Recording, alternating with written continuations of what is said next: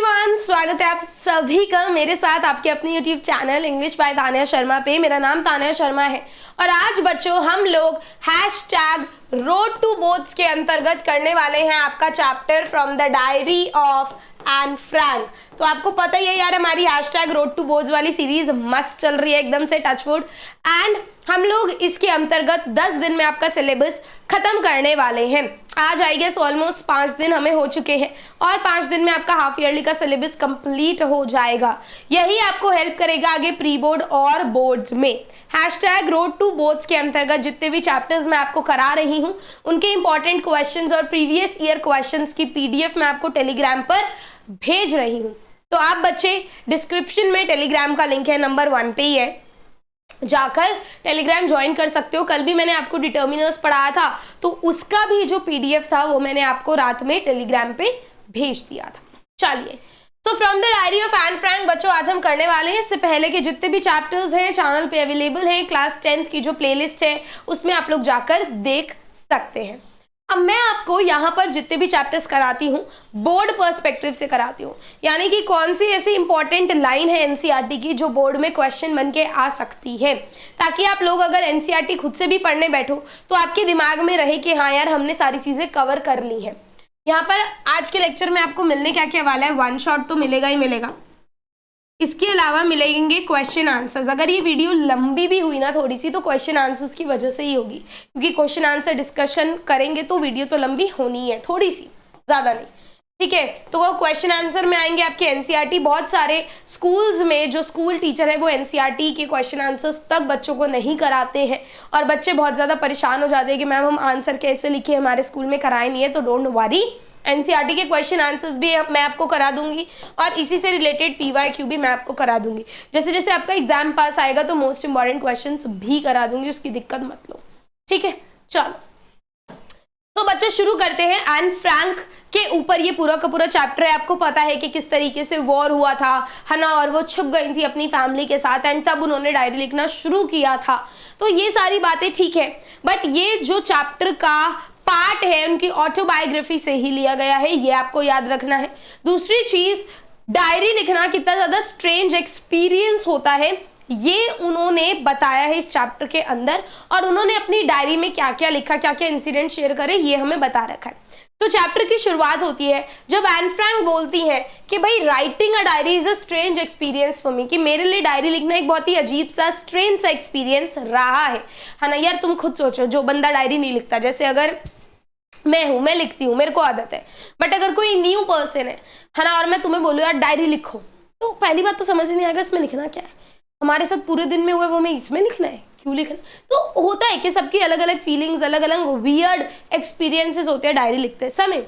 Board के exam में बहुत बार ये क्वेश्चन आया हुआ है कि why writing in a diary was a strange experience for Anne Frank, कि एन फ्रैंक के लिए डायरी लिखना एक स्ट्रेंज अनुभव क्यों था। तो आप लोगों को ध्यान रखना है, because she has never written anything like this before, उन्होंने आज से पहले ऐसा कुछ भी लिखा नहीं था, इसलिए उनके लिए स्ट्रेंज बिहेवियर था। उन्हें ऐसा भी लगता था that no one else except her will be interested in the musing. Musing क्या होता है, थॉट, विचार।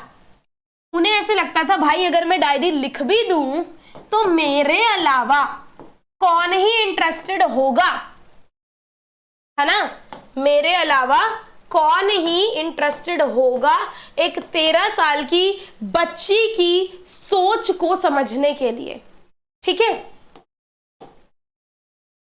ऑलराइट। तो इसलिए उन्हें लगता था अगर मैं डायरी लिख भी दूंगी तो आगे चलकर ये कौन ही पढ़ेगा, है ना, मेरी बातें, यानी कि 13 साल की बच्ची थी वो जब लिख रही थी, तो एक 13 साल की लड़की की बातें कौन ही सुनने में इंटरेस्टेड होगा। तो उन्होंने बोला कि ठीक है मैं डायरी अपने लिए लिखती हूँ, एंड मुझे क्यों लिखनी है, because I want to get all kind of things off my chest. यानी कि एक होता है ना जब हम चीजें अंदर ही अंदर रखते हैं हमारा मन भर जाता है ना, तो बोलते हैं ना हमें अभी मन हल्का कर ले, मन हल्का कर ले, राइट। तो वो उनका ये मानना है कि भाई मेरा कोई दोस्त नहीं है, जैसे हम अभी आगे देखेंगे, तो इसलिए मैं डायरी लिखना चाहती हूँ ताकि मेरे जितनी भी अंदर की बातें हैं ना वो मैं उस डायरी में बिना सोचा समझे निकाल दूं और मेरा मन हल्का हो जाए। दूसरा जो इंपॉर्टेंट क्वेश्चन बोर्ड में आता है वो आता है paper has more patience than people. ये एन फ्रैंक ने बोला, ऐसा उन्हें क्यों लगता है कहने का क्या मतलब है इस लाइन का कि एक जो पेपर होता है ना, पेपर जैसे डायरी का एक पन्ना है, उसमें ज्यादा सब्र होता है, ज्यादा पेशेंस होता है लोगों से। लोगों में आज की डेट में इतना सब्र, इतना पेशेंस नहीं है जितना कि पेपर में है। आज की डेट में आप किसी को भी अपने बेस्ट फ्रेंड को कॉल करोगे ना, उससे कोई बात बोलोगे, वो बोल सकता है यार मेरा मूड ठीक नहीं है, अभी बात मत कर। बट पेपर आपको कभी नहीं बोलेगा। आप डायरी पे जो चाहो वो लिख सकते हो, अपने मन को हल्का कर सकते हो, राइट। तो वही लिखा है कि Anne feels that paper has more patience than people. ऐसा क्यों लगता है? Because there was a time when she was little depressed and sat at home. एक बार की बात है, चैप्टर के अंदर बताया गया है कि वो बहुत ज्यादा डिप्रेस्ड फील कर रही थी और घर पे ही बैठी हुई थी, ठीक है। और वो सोच रही थी यार मैं बाहर जाऊं नहीं जाऊं, मैं बाहर जाके करूंगी भी क्या, क्योंकि मेरा कोई दोस्त नहीं है। ऐसा नहीं है कि वो लोगों को जानती नहीं थी, बहुत सारे लोगों को जानती थी, बहुत सारे लोग दोस्त कहने के लिए थे, बट ट्रू मीनिंग में उनका कोई दोस्त नहीं था। तो वो क्या बोलती हैं? She doesn't want anyone else except her to read her stiffed back notebook. Stiff backed मतलब जिसका हार्ड गत्ता होता है ना। तो वो डायरी में किसी को भी नहीं चाहती कि कोई भी पढ़े जब तक कि मुझे एक रियल फ्रेंड नहीं मिल जाता। तो वो डायरी लिखना इसलिए शुरू करती है क्योंकि उनके पास कोई भी कहने के लिए रियल फ्रेंड नहीं होता। और वो अपनी डायरी को क्या नाम देती है बच्चों? किटी। क्या नाम देती है? किटी नाम देती है, ठीक है। इतनी चीज याद रहेगी। चलो अब नेक्स्ट देखो। Anne writes that outwardly here are about 30 people whom she can call friend। अब वो बोल रही है ऐसा नहीं है कि मेरे पास लोग ही नहीं है बात करने के लिए, लमसम 30 लोग हैं जिन्हें मैं मेरा दोस्त बोल सकती हूँ। मेरे पास एक फैमिली है, वो फैमिली मुझे बहुत प्यार करती है, उसमें मेरे पास लविंग आंट्स हैं, एक अच्छा घर है। कहने को मैं अकेली नहीं हूँ।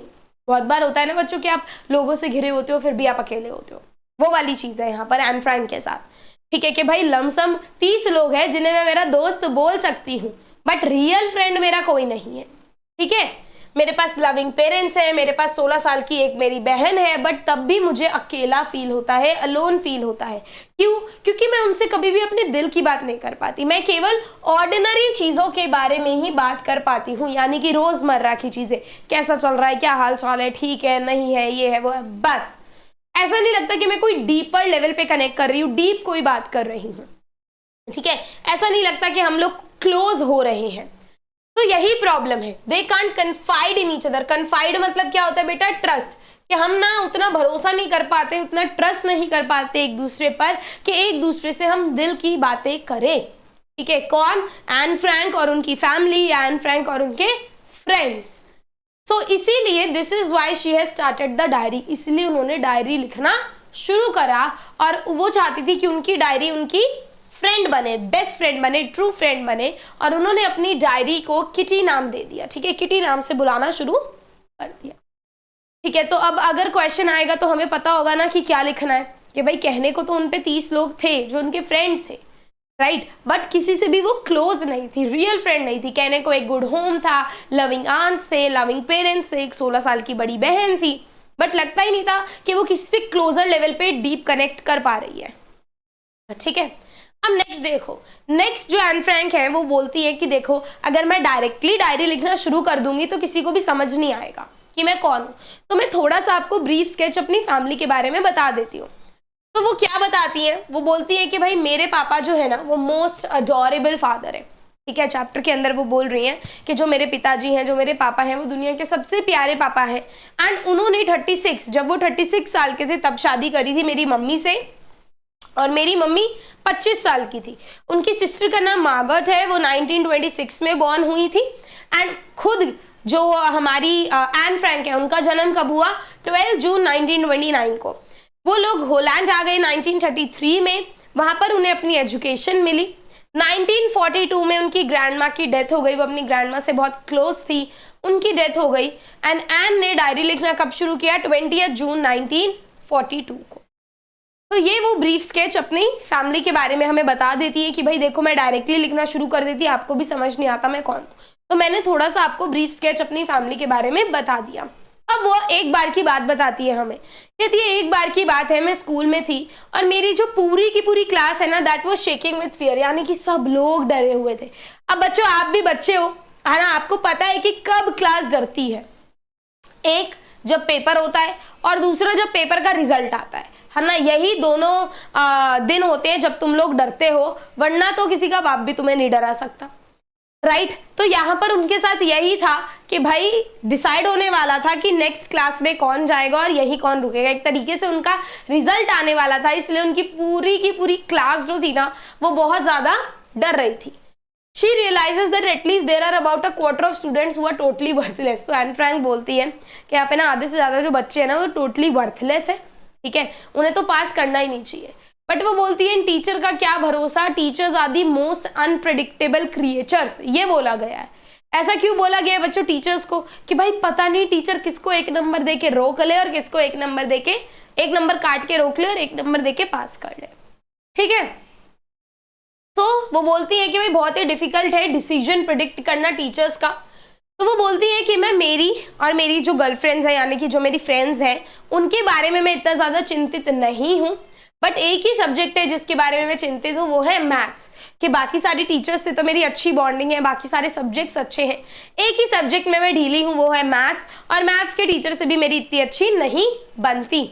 She has good relation with her teachers. Mister Keesing थे उनके मैथ्स के टीचर, वो ना एक ओल्ड फैशन टीचर थे, है ना, पुराने ख्यालात वाले टीचर्स थे, तो उनकी इतनी नहीं बनती थी एन फ्रैंक से। वो एन फ्रैंक को बिल्कुल पसंद नहीं करते थे। Why? Because she talks too much, क्योंकि वो बहुत ज्यादा बातें करती थी, है ना, एकदम चबड़ लगी रहती थी, तो इसीलिए मिस्टर कीजिंग उसे बिल्कुल भी पसंद नहीं करते थे। नेक्स्ट जो इंपॉर्टेंट पॉइंट है बेटा वो है चैटर बॉक्स, यानी कि मैथ्स के टीचर ने उसे पनिशमेंट दी। तुम्हारा पनिशमेंट क्या है कि तुम एक एसे लिख कर लाओगी, किसके ऊपर? चैटर बॉक्स के ऊपर, क्योंकि तुम खुद एक चैटर बॉक्स हो, है ना। चैटर बॉक्स किसे बोलते हैं? जो बहुत बकर बकर बकर बकर करता ही रहता है, चुप ही नहीं होता, ठीक है, तो उसे चैटर बॉक्स बोलते हैं। तो उसे ये होमवर्क दे दिया गया। अब भाई एन फ्रैंक ना बहुत ही शार्प बच्ची थी, तो वो ऐसा नहीं है कि बड़ी बड़ी अक्षरों में लिखाई की पेजेस भर जाए जैसे आप लोग होमवर्क कर लेते हो, नहीं, उसने प्रॉपर सोच समझ के एसे लिखा और 3 पेज का एसे लिखा उसने अपने एसे में बोला। बच्चों अब ये लाइन बहुत इंपॉर्टेंट है, यहां से क्वेश्चन आता ही आता है। क्या बोला? उसने बोला that talking is a students trait मतलब आदत, हैबिट, कैरेक्टरिस्टिक, कि बात करना तो एक गुण है बच्चे का, है ना। आप उसे कैसे बंद कर सकते हो? वो बोलती है देखो मैं आपको प्रॉमिस करती हूँ कि मैं बातें कम करूंगी, अंडर कंट्रोल रखूंगी, पर मुझे लगता है ये आदत जा नहीं सकती कभी भी मेरे अंदर से। और वो इसके लिए क्या टिप्पणी देती है? वो बोलती है कि her mother also talked as much as she does, ठीक है, यहां पर मैं लिख देती हूं इनहेरिटेड ट्रेट। ये बोर्ड के पेपर में क्वेश्चन आ जाता है, तो वो क्या बोलती है कि बातें करना तो एक इनहेरिटेड ट्रेट है। इनहेरिटेड क्या होता है? जो हमें हमारे बड़ों से मिला हो। तो बोलती है ये तो मेरी मम्मी से आया है ये गुण मेरे में, मेरी मम्मी भी बहुत बातूनी है इसलिए मैं भी बहुत बातूनी हूँ। मैं ट्राई कर सकती हूँ कि मैं अंडर कंट्रोल बातें करूंगी, बट ऐसा नहीं है कि मैं बातें करूँ ही ना, ऐसा तो हो ही नहीं सकता। It is an inherited trait. Mister Keesing has a good laugh at her argument. तो मिस्टर कीजिंग भी हंसे भैया उसका एसे पढ़कर। तो एन फ्रैंक भाई फिर भी बाज नहीं आई, ठीक है, फिर भी बाज वो नहीं आई, और फिर उसे दोबारा एसे दिया गया। ऐसे करके बेटा टोटल कितने एसे दिए गए? टोटल 3 एसेस एन फ्रैंक को दिए गए, ठीक है। तो जो लास्ट एसे दिया गया वो दिया गया इनकॉरिजिबल चैटर बॉक्स, यानी कि एक ऐसा चैटर बॉक्स जिसे जितना भी कर लो वो बंद ही ना हो। तो उसने क्या डिसाइड किया एन फ्रैंक ने कि मैं ना वर्स फॉर्म में लिखूंगी। वर्स मतलब पोम फॉर्म में लिखूंगी, इस बार कविता लिखूंगी एक। तो उन्होंने अपनी दोस्त से मदद ली जो कविता काफी अच्छी लिखती थी, और उसने कविता लिखी एक डक के ऊपर, ठीक है, कि भाई 3 छोटे छोटे डक के बेबी थे, वो क्वैक क्वैक क्वैक करते थे। तो उसके पापा ने उन तीनों को मार दिया। क्यों मारा? क्योंकि वो क्वैक क्वैक करते थे। तो इससे क्या समझ आया मिस्टर कीजिंग को कि भाई क्वैक क्वैक करने के लिए ही तो पैदा हुए हैं वो, अगर वो नहीं करेंगे तो कौन करेगा? बिल्कुल वैसे ही अगर बच्चे बातें नहीं करेंगे तो कौन करेगा? तो यही बात एन फ्रैंक उन्हें समझाना चाहती थी, और यही बात मिस्टर कीजिंग ने समझ ली, और उसके बाद उसे फिर कभी भी पनिशमेंट नहीं दी। तो टोटल कितनी बार उसे एसेस लिखने के लिए दिए? 3 बार। ये आप बच्चों को याद रखना है, ठीक है। सो दैट्स इट बच्चों फॉर दिस चैप्टर। हम लोग आ जाते हैं हमारे फटाफट से एनसीईआरटी के क्वेश्चन आंसर्स पे, फिर हम चलेंगे प्रीवियस ईयर पे। लिखा है was an right when she said that the world would not be interested in the musings of a 13-year-old girl. Musing का मतलब मैं आपको बता चुकी हूँ, विचार, सोच, थॉट। बोला गया है क्या एन फ्रैंक सही थी जब उन्होंने बोला कि ये जो दुनिया है ये इंटरेस्टेड नहीं होगी उनकी थॉट्स को पढ़ने में? Yes, Anne was right in thinking that the world would not be interested in the music of a 13-year-old girl. As she was a common girl, no one would want to know her feelings and so no one would read her diary. कि भाई उस point पे तो सही थी, अब हम Anne Frank को जानते हैं, उनके बारे में पढ़ते हैं, बट उस पॉइंट पे तो वो एक कॉमन गर्ल थी, तो उसका सोचना सही था कि भाई एक 13 साल की बच्चे की डायरी कौन ही पढ़ेगा, है ना, कौन इंटरेस्टेड होगा. There are some examples of diary or journal entries in the before you read section. Compare this with what Anne writes in her diary. What language was the diary originally written in? In what ways Anne diary different? अब यहाँ पर बताना है कि actual language, किस language में उन्होंने अपनी डायरी लिखी थी, तो आप बोलोगे डच में लिखी थी. उनकी डायरी डिफरेंट थी, कैसे? बहुत सारी चीजों से, जैसे कि उन्होंने अपनी डायरी को किटी नाम दिया था. वो अपनी डायरी को डायरी नहीं बल्कि एक ट्रू फ्रेंड मानती थी. ठीक है, उन्हें लगता था कि वो कन्फाइड मतलब कि भरोसा कर सकती है, ट्रस्ट कर सकती है किटी पे. वो डायरी को एक पर्सन की तरह ही ट्रीट करती थी, क्योंकि उनके according paper has more patience than people. वो अपनी डायरी को डियरेस्ट किटी करके शुरू करती थी लिखना और एंड करती थी योर्स एंड कर. तो इससे ये जो जितने भी पॉइंट्स हैं, इसलिए उनकी डायरी बाकी डायरी से काफी ज्यादा अलग है. Why does Anne need to give a brief sketch about her family? N Frank ने ब्रीफ स्केच क्यों दिया अपनी फैमिली के बारे में? सो एन ने इंट्रोडक्शन दिया अपनी फैमिली के बारे में because it was hard to make other realise that a 13-year-old teenager could write about her loneliness. क्योंकि अगर कोई भी सोचेगा, बोलेगा 13 साल की बच्ची को किस बात का अकेलापन है भाई, राइट? तो kitty was an outsider which was gifted bye her parents on her 13th birthday. लिखा है कि जो किटी है, जो डायरी है, राइट, तो वो एक इनसाइडर थी या आउटसाइडर? तो भाई ऑब्वियसली उसे लाया गया था, 13वें बर्थडे पे गिफ्ट किया गया था, बट वो किटी को इनसाइडर ट्रीट करती थी, अपनी बेस्ट फ्रेंड की तरह उसे मानती थी. बच्चों ये सारे क्वेश्चन मेरे समझाने के साथ साथ आपको याद भी करने हैं. खाली मैं समझा दूंगी उससे कोई फायदा नहीं होगा, तो आप बच्चों को याद भी करने हैं. Okay, next, how does Anne feel about her father, her grandmother, Mrs. Cuperus and Mr. Keesing? What do these tell you about her? तो बोला है कि वो अपने फादर के लिए क्या सोचती थी, अपने ग्रैंड मदर के लिए क्या सोचती थी, मिसेस क्यूपरस उसकी एक टीचर थी, उनके लिए क्या सोचती थी, और मिस्टर कीजिंग के लिए क्या सोचती थी, और हमें एन फ्रैंक के बारे में इससे क्या पता चलता है? तो आप बोलोगे एन के अकॉर्डिंग उनके पापा मोस्ट लवेबल मैन थे one could ever come across. अपने पापा के लिए उसने क्या बोला? Most lovable man. याद रखना. ग्रैंडमदर के लिए she loved and missed her grandmother more than she showed. कि जितना वो दिखाती नहीं थी उससे ज्यादा वो अपनी ग्रैंड माँ को मिस करती थी. She was on good terms with her teachers except the old foggy Mr. Keesing. यानी कि जो old fashioned Mr. Keesing थे ना, उन्हें छोड़कर वो बाकी सबके साथ good terms पे थी. उनकी जो head mistress थी Mrs. Cuperus, वो उसकी क्लास टीचर भी थी और दोनों एक दूसरे से बहुत ज़्यादा क्लोज थे. Mr. Keesing बहुत बार एन फ्रैंक को पनिशमेंट देते थे एक्स्ट्रा असाइनमेंट्स के रूप में because of a talkative nature, और इससे दिखता है कि एन क्या थी, बहुत ही ज़्यादा लविंग और अफेक्शनेट पर्सन थी. All right. What does Anne write in her first essay? अब आपको याद रखना है, इससे रिलेटेड क्वेश्चंस आते हैं कि फर्स्ट एसे में क्या लिखा, सेकंड में क्या लिखा, थर्ड में क्या लिखा. तो फर्स्ट एसे मोस्टली फर्स्ट और थर्ड पे आते हैं. तो फर्स्ट एसे में क्या लिखा समझ लो. Anne mentioned that she will try her best to minimize talking. उसने फर्स्ट एसे में लिखा कि देखो मैं कोशिश करूंगी कि मैं कम बातें करूं, ठीक है, बट ये एक ट्रेट है, ये एक गुण है जो मुझे मेरी मम्मी से मिला है, और इनहेरिटेड ट्रेट को एलिमिनेट यानी गायब करना बहुत मुश्किल है. वो गुण जो आपके खानदान में ही है, उस गुण को आप कैसे हटाओगे? ऑल्सो उसकी मम्मी भी उसी की तरह बातें करती है. सो टॉकिंग एक नेसेसरी क्वालिटी है बच्चे के लिए, प्लस ये गुण मुझे मेरी माँ से मिला है तो मैं इसके लिए कुछ भी नहीं कर सकती. ये दो चीजें बच्चों उन्होंने अपने फर्स्ट एसे में लिखी. Next, Anne says teachers are most unpredictable. Is Mr. Keesing unpredictable? How? Anne Frank बोलती हैं कि जो टीचर्स है ना वो बहुत ज्यादा अनप्रेडिक्टेबल होते हैं. तो बोला है कि मिस्टर कीजिंग अनप्रेडिक्टेबल है. कैसे? देखो आप लिखोगे यस मिस्टर कीजिंग अनप्रेडिक्टेबल है क्योंकि वो एन से बहुत ज्यादा गुस्सा हो जाते हैं जब भी वो बहुत ज्यादा बातें करती है, और उसे एक्स्ट्रा असाइनमेंट दे देते हैं एज पनिशमेंट. बट बाद में वही उसके एसेस की तारीफ करते हैं, उन्हें बहुत ही ज्यादा अम्यूजिंग और विची लगते हैं उसके एसे. तो उसके ऐसे पढ़ के उनके दिमाग में भी एक चेंज आता है और वो उसे एक्सेप्ट कर लेते हैं कि ठीक है भाई, तू बातें कर, मैं तुझे नहीं रोकूंगा। वो फनी हो जाते हैं और वो जोक्स वगैरह भी करने लगते हैं क्लास में। तो ये जो चेंज आता है मिस्टर कीजिंग में, इससे दिखता है कि भाई वो बहुत ही ज्यादा अनप्रेडिक्टेबल है। अनप्रेडिक्टेबल मतलब कि क्या होगा कोई पता ही ना लगा पाए, कोई प्रिडिक्ट ही ना कर पाए, कोई अनुमान ही ना लगा पाए।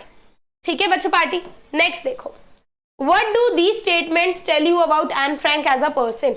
लिखा है कुछ स्टेटमेंट्स दिया है और हमें बताना है कि Anne Frank as a person कैसी है। देखो, we don't seem to be able to get any closer and that's the problem. Maybe it's my fault that we don't confide in each other. तो एन फ्रैंक बोलती हैं कि हम लोग यानी कि मैं, मेरे दोस्त, मेरी फैमिली कोई क्लोज फील नहीं करते एक दूसरे से, और शायद मेरी प्रॉब्लम है कि मैं लोगों को इतना ज्यादा ट्रस्ट नहीं दे पाती।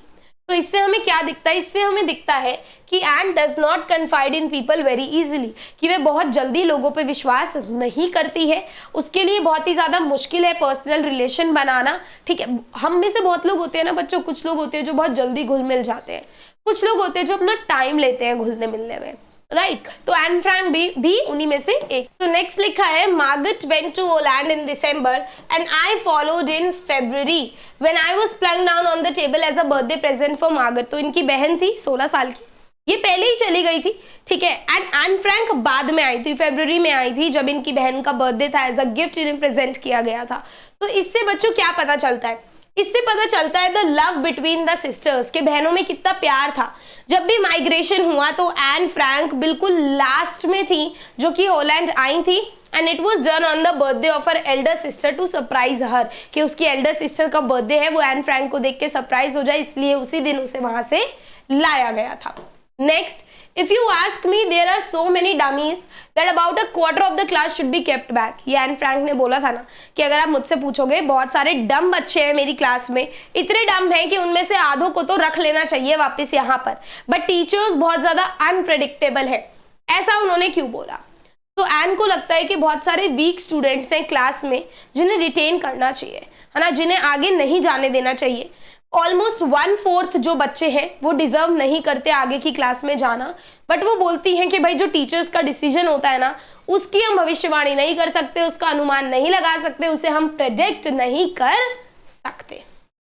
Next, anyone could ramble and leave big spaces between the words. इसका क्या मतलब है कि कोई भी लिखते समय वर्ड्स के बीच में बड़ा बड़ा स्पेस दे सकता है ताकि पेपर भर जाए, है ना। बट एन फ्रैंक बोलती हैं कि मुझे ऐसा होमवर्क नहीं करना, मैं चाहूं तो अभी 10 वर्ड्स लिख दूं बस, स्पेस छोड़ छोड़ के, हो गया होमवर्क मिस्टर कीजिंग का। पर नहीं, मुझे कुछ कन्विंसिंग आर्ग्यूमेंट्स लाना है, प्रूव करना कि बातें करना कोई गलत बात नहीं है। ठीक है, तो यहाँ पे बोला जा रहा है कि anyone could write senseless stuff, के बेकार की बातें तो कोई भी बच्चा होमवर्क में लिखकर लेकर जा सकता है, बड़े बड़े गैप्स भी छोड़ सकता है वो, ताकि पेजेस जल्दी भर जाए और असाइनमेंट सबमिट हो जाए। बट एन चाहती है कि वो कुछ सोच समझ के ऐसा लिखे जिससे प्रूफ हो जाए कि बहुत नेसेसरी है, जरूरी है बातें करना, टॉक करना। ठीक है, ऑल राइट। तो बच्चों यहाँ पे हमारे एनसीईआरटी खत्म होते हैं। ये कुछ प्रीवियस ईयर क्वेश्चंस हैं जिनकी पीडीएफ मैं आप बच्चों को टेलीग्राम पर दे दूंगी। ठीक है, इसमें से एक क्वेश्चन मैं आपको सॉल्व कराऊंगी और बाकी के जितने क्वेश्चंस हैं वो आप लोग खुद से एक बारी रीड करोगे, आपको कोई दिक्कत नहीं आएगी। अगर दिक्कत आती है तो मैं यही हूँ, आप लोग टेलीग्राम ग्रुप पे भी पूछ सकते हो या कॉमेंट करके भी पूछ सकते हो। तो कभी भी पैसेज बेस्ड क्वेश्चन आए तो हमेशा पहले क्वेश्चन पढ़ो कि who was the long awaited friend of Anne and why, जिसका वो बहुत इंतजार कर रही थी, वो कौन था, कौन सा दोस्त था और ऐसा क्यों था। तो देखो यहाँ पे क्लियरली लिखा है Kitty. So the diary named Kitty was the long awaited friend of Anne. पूरा आंसर लिखना है बोर्ड के पेपर में, कभी भी छोटा करके वन वर्ड में नहीं लिखना। तो डायरी जो थी किटी उसकी, वो उसकी लॉन्ग अवेटेड फ्रेंड थी, ठीक है, जिसकी वो लंबे समय से प्रतीक्षा कर रही थी, बिकॉज उसका कोई रियल लाइफ में कोई ट्रू फ्रेंड नहीं था जिसके साथ वो अपनी फीलिंग्स और थॉट्स शेयर कर पाए। Next, what did she provide in her diary. तो अपनी डायरी में वो क्या लिखती थी? डायरी में उसने प्रोवाइड किया brief sketch about her life and her family, है ना, अपनी फैमिली के बारे में बताया और अपनी लाइफ के बारे में बताया, जैसे कि यहाँ पर लिख रखा है। Next, find a word from the extract which means the same as submerge. तो यहाँ पे क्या होगा बच्चों, यहाँ पर सबमर्ज का मतलब क्या होता है, बिल्कुल किसी चीज में घुस जाना, ठीक है, बिल्कुल किसी चीज में क्या कर देना, घुस जाना। और डी वाला क्या है, to write down the ideas as when it occurs the mind is sealed. तो यहाँ पर आप लोग लिख सकते हो, अगर हम इसको पढ़ने की कोशिश करें, to enhance the image of this long awaited friend in my imagination I don't want to jot down. Jot down मतलब बस लिखते जाना लिखते जाना लिखते जाना, जैसे वो आपके दिमाग में आ रहा है। तो लास्ट वाले का आंसर तो जॉट डाउन हो जाएगा, ठीक है। In this diary, the way most people would do, but I wanted the diary to be my best friend, since no one would understand a word of my stories if I were to plunge right in। ठीक है, तो यहाँ पे submerge का बिल्कुल similar क्या हो जाएगा, प्लंज। क्लियर, गॉट इट, दोनों का ही मतलब होता है कि एकदम से घुस जाना। ठीक है, तो यहाँ पर एक ही का आंसर दिया हुआ था, दैट इज डी, तो सी का आप लोग लिख लो प्लंज। ठीक है बच्चों पार्टी, अब ये जितने भी आपके क्वेश्चन है ना, ठीक है, जितने भी प्रीवियस ईयर क्वेश्चंस हैं, मोस्ट इंपॉर्टेंट क्वेश्चंस हैं, ये मैं आपको पीडीएफ फॉर्म में भेज दूंगी टेलीग्राम के ऊपर।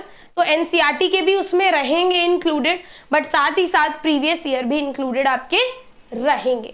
एनसीईआरटी मैंने आपको समझा दिए हैं, प्रीवियस ईयर बहुत ज़्यादा सिंपल है, आप एक बार रीड करेंगे तो हो जाएगा। बाकी आप लोग मुझे कॉमेंट डाउन कर देना अगर आपको कोई भी दिक्कत होती है। So I will see you guys next time. Thank you so much everyone, bye bye, take care.